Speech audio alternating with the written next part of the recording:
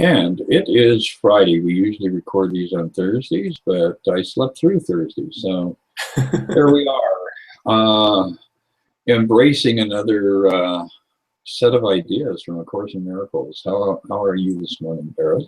I'm doing good, as they say, TGIF. So thank goodness it's forgiveness. I think that's what that means, right? Well, yeah, that's what those of us who are aspiring to a higher vision definitely are formatting with the old mundane. But yes, it feels quite good here in the Midwest, even though it's a bit overcast. Gee, clouds in Chicago, who can imagine that? But Yeah, it's true. anyway, it is, we're continuing with, looking at the manual for teachers. And boy, do we have a juicy one today. And I think this could very well, spill over into a couple of different discussions, because this particular part of the manual, I think, is really one of the ones I would highlight for everybody. And go and read that, look at it, give it a spin in your mind, because this addresses so much as to the nature of God and the illusion that we have created and are asleep within. Yes, so Chris is talking, of course, about number 21, which is what is the role of words in healing? And it starts to kind of peel away even more at this idea that this world is a real physical thing that exists objectively outside of us. Obviously, as we start to undo this idea, there's usually a little sense of being threatened, because we think that we are this physical thing in this world. And as we start to learn that's not really the truth, a part of us is like, oh my gosh, what are we getting into? That's exactly right. And this one, this particular passage really jumps into it full bore. Nothing is withheld. And I would say, for people who have been working with the law of attraction and manifesting and all these other concepts, I think you should, even if you don't read any other part of the course, go and read this over a couple of times, because this will give you some very, very powerful ideas to work with. Because most of us, when we pray, we have this little speech that we give to God. And we imagine that God is sitting up there on this heavenly throne, either sympathetically listening to us or judgmentally listening to us and saying, yeah, you can have this, but you can't have that. And Jesus, in what he has given us in the Course in Miracles, says God does not understand words, for they were made by separated minds to keep them in the illusion of separation. Words can be helpful, particularly for the beginner, in helping concentration and facilitating the exclusion, or at least the control of, extraneous thoughts. Let us not forget, however, that words are but symbols of symbols. They are thus twice removed from reality. So, given that God isn't hearing our words, that leads us into the wilderness, where undoubtedly we're going to experience a lot of beating our breast and wailing at the heavens. What do you think about that, Barrett? It reminds me of something I heard Gary Renard say, like after he's doing his workshops, someone will come up to him and say, but this means God doesn't even know that I'm here. And he said, you're missing the point. The point is that you're not here. Right, exactly. And God knows where you really are, which is with him in heaven. Not as a separate individual, but as that oneness, as that light. So and that really is the core of it. We imagine that all of our our struggles and trials and tribulations in this realm are real. But if we could, just it's like the drowning man in 2 feet of water. If you just stand up, damn it, you'll figure the whole thing out. And we have such a profound fear of just standing up, just getting up out of this craziness that we have immersed ourselves in, that we believe that is drowning us. Yeah, it's true. There's this sense of like helplessness in that scenario you're painting, like, oh no, I'm drowning, help me. But like you're saying, all it really takes is to realize you don't have to be in the situation. You have the power to change it. And it's hard to convince someone in that situation that they really have the power to stop it, because they're so sure that it's the way that they think it is. And that's kind of how it is for all of us as we start to study this. We're all kind of floundering and we're all kind of struggling. And then we get Jesus's very gentle message in the Course saying, "You are the Holy Son of God, and there's nothing that you are lacking. There's no need that is unmet, unfulfilled." And we're like, what? That doesn't make sense to me. That's not my experience. But we start to get more and more that we need to unlearn what we have learned. And I think that's kind of what this idea that words are but symbols of symbols. As we study the Course, we can get very attached to the words. And the point is here, like, don't make the words, your be all end all. Let the words be the avenue that gets you to the experience. And in the end, that experience is the only thing that's ever going to really work. It's ever going to really answer your questions or your problems, because that experience is the experience that you do need nothing, that you are given everything already, that you are eternally full and eternally present. And once that kind of starts to click in, then the questions you have about this world, they kind of fall away. You either just know what to do in a certain situation, or the anxiety around it just melts. And then it's like, okay, well, I don't need to worry about that. Exactly. And, it goes on to give us some very interesting concepts to work with, because, obviously, while we're in this realm, we do have things that we would like to accomplish, and we have needs that need to be fulfilled. So going back to that, in the second section, the prayer of the heart does not really ask for concrete things. Wow, that is a very interesting idea.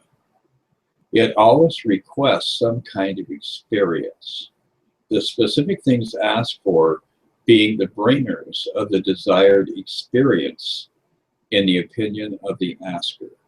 Wow, that is just so profound. In other words, when we are babbling from the level of the mind and using words to describe what we think we want, unless we're connecting that to that deeper realm within the heart, then nothing is going to happen. And that's why so many people get frustrated with that idea of manifesting the things that they need in this temporal experience. So in reality, you have to enter into a space of silence and get into your heart and feel from the level of the heart and bring that into the mind. So you're not feeling, or you're not projecting an idea that is concrete. You are projecting a feeling that comes from the depths of that will fulfill the imagined need that you have. And of course, the fastest way to get everything that you think you need immediately is simply to project that longing from the heart for reestablishing your awareness of being connected to God. And within that, every need is met before you recognize it as being a need. So this really blows a lot of philosophies about making things happen in your world out of the water, because it is done in solitude, quietude, and gentleness. It's not about walking on coals. It's not about being at a rally. You know, all of these people who are jumping up and down and shouting and screaming, they may appear to be making things happen, but to really be living in that space of continuity and harmony, and to be able to just flow with the process of life, you have to get beyond your need to express your need, as enigmatic as that may sound. So you're saying that walking on coals is not going to give me everything I need? Maybe I should cancel my tickets for that event. Yeah, you can, well, go there for the luau. I mean, that's always pleasant. You can have some kailua pig and poi. Everybody needs a little bit of poi in their life. No, I'm definitely with you. I'm definitely with you on this one, Chris. And I think it goes right into the next sentence too, which is the words then are symbols for the things asked for, but the things themselves but stand for the experiences that are hoped for. So to go back to this idea that prayer is like this little speech that we give to God, what are we really asking for when we have an experience like that? When we say, if you give me these three things on my list, God, then I'll be happy. Really, what we're saying is we want some seeming gap inside of us to be filled, and we think that these things will kind of do the job. But really, on a deeper level, what we're saying is that I have some lack that I can't, that's not already filled. And we're really projecting this idea of lack. And so this is a deeper prayer. This is more connected to that prayer beyond the words, beyond the thoughts. And, ultimately, we really don't want to pray from the sense of lack, because we're just going to have our experiences reflect that idea that's within us. So in a sense, what we're doing is, as we're forgiving everything that happens in the world around us, is we're questioning this idea of lack. We're questioning this idea that we don't already have everything that we need. And as we keep questioning it, we start to soften it, we start to release it. And eventually in its wake, all that is left is the experience of fullness. And that becomes the real prayer of the heart. So whatever words we use to express that, all that we're doing is expressing the fullness of God's love in our lives. And then our experience becomes one where we're always given what we need. And even if the things outside of us in the world don't quite match up to this idea of what would be best for us, we don't feel a sense of betrayal. We don't feel a sense of upset around that. So it really changes our experience into one of being at peace with what is. There's that book by Byron Katie. The title is Loving What Is. And in a sense, you could say we're learning to do that. We're learning to not resist anything and find peace regardless of what shows up in this physical world that we're living. Exactly. And in one of the passages in the New Testament, we're given this idea of having the assurance that we do in fact have things that are unseen, and to have the faith and trust that the unseen will become visible to us. And that really is a big part of advancing on this theme, is to recognize that it always was there inside us. So ultimately, the only thing that has to be corrected is shifting our attention from sight, which is a physical corporeal experience, to vision. And that vision is looking within and seeing the truth of who we are. When we use vision to witness ourselves, then all of a sudden everything comes into sight that we have been imagining that we did not have. Yeah, and it reminds me of a really simple kind of forgiveness thought process from one of Gary Renard's books, and I sometimes repeat this to myself. It says, I am universal spirit. This body is just an image. It has nothing to do with what I am. So it's a very short prayer, but it just sort of shifts the perspective. It shifts us into this realization that, nothing really has come between love and itself, which, we could also say God and me. There is no real division there. And all thoughts that seem to speak to that, they don't really add up to much at all. And if we can see it from that perspective, that seemingly solid line that separates us from anyone else, or separates us from that idea of peace in our minds, that line just softens, it releases, and then we're left just resting in that peace. Exactly. Exactly. Absolutely.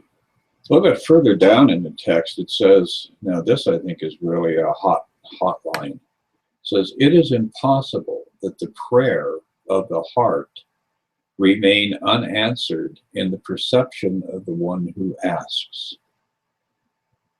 And looking at that, it becomes quite obvious that if you've been praying repeatedly for a specific thing or a specific event or a specific whatever, and not receiving, and you're walking away saying, oh, God didn't give me this, and God doesn't love me, and yada, yada, yada, you really have to go back and look at the content of your prayer. Because if you are connected to this asking, this supplication from the level of the heart, if this is not something that is just simply an entertaining thought in the mind, then you will see it manifest. And I can personally say that I have witnessed this on multiple occasions in my own life, where the things that I thought I wanted, I didn't really have a heart connection to. I didn't really have that deep longing for those things. And those prayers, those supplications just kind of went into the void and never manifested as anything. But on those occasions when I went deeply into that region of what we imagine to be the heart, which is, really the depths of our spirit, when I touched that area, I would have manifestation almost immediately. So this is really one of the most powerful tools that we can take out of the Course for dealing with our day-to-day affairs in the temporal experience. And again, we always have to step back and ask Spirit, the Holy Spirit, what is it that I really need? And then we embrace that in that space of knowing that it is given to us and experiencing that connection from the level of the heart. Yeah. Yeah. When we bring the sense of peace in our heart to everything that we do, then our experience just inevitably changes. We find that even the adverse situations that may still show up, they don't feel that way. They just feel like opportunities for expressing love.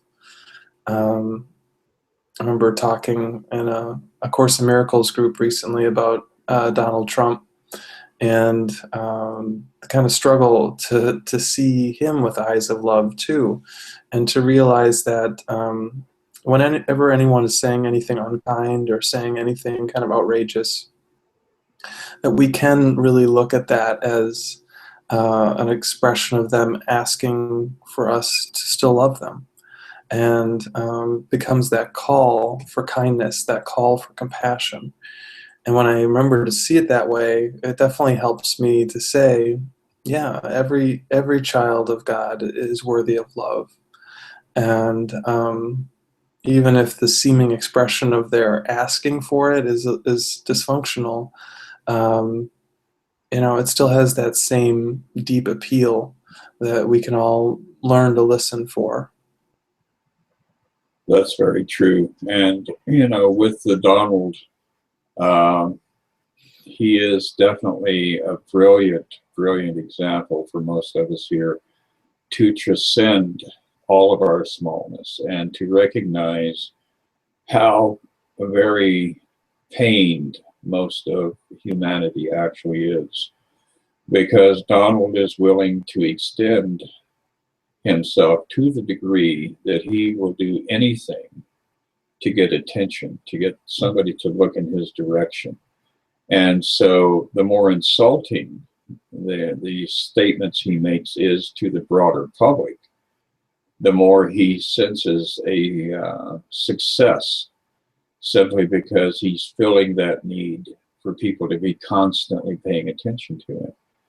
And rather than responding with anger and hatred and vilification, if we can look at all of the souls in this world who operate on that level and just ignore, the statements that they're made, and stop and give them a big dose of love, a couple of seconds every once in a while, this is healing not only them, but it's healing us. Because all of these people represent a part of ourselves that we're not willing to embrace and to look at. So again, it goes back to that whole idea of oneness. If you're thinking that Donald exists outside of you, then you are sadly mistaken, because he is a component of who you are. And unless you embrace that part of you and give it the love it needs, then you're going to continue to be fractured and dysfunctional. So it is a multi-leveled process that is unique in that the simple answer is the right answer to everything that we encounter. Yeah, I'd say it's one of the really reassuring things about A Course in Miracles is that the answer is always simple. And, some people have said it. I think the Course basically says this itself, that everything here in this world is either an expression of love or a call for love. And if somebody's expressing love, what's, the right response? Well, it's love. And if somebody's calling for love, what's the right response? Well, it's love as well. And that's the simpleness about it, is that we don't really need to dig deep into what the right thing. It might be different things we say or do, but if our attitude is always a kind and compassionate one, it makes it a lot simpler. And I do appreciate that in our often complicated world, that some things, including this, are simple. Exactly. Well, it looks like we've been about our normal time frame here, but this is such a awesome part of the manual for teachers that I think we're going to probably hit it one more time, if not two more times. But the next section is even more exciting when you stop and look at it and embrace the ideas that are being given to us. So I guess in about 7 days, Barrett, or 6 days, you and I will be having a chat about part 2 of yes, and the whole word game. It really is a fascinating adventure, is it not? It's true. It's true. I've always been a big fan of Scrabble, so yeah, learning more about words is fun. Exactly. Well, this is episode 59, and I would ask you, the viewers, to share it, pass it around, and go back and review it every once in a while. We've got almost 60 of these now on the website and YouTube. Next week will be the big 60. So things are just going to be getting better and better. All right. Well, this has been great, Chris. I'm really glad we got to connect today, and I hope you have a great week coming up. You as well. And we'll be chatting with you soon. All right. Bye.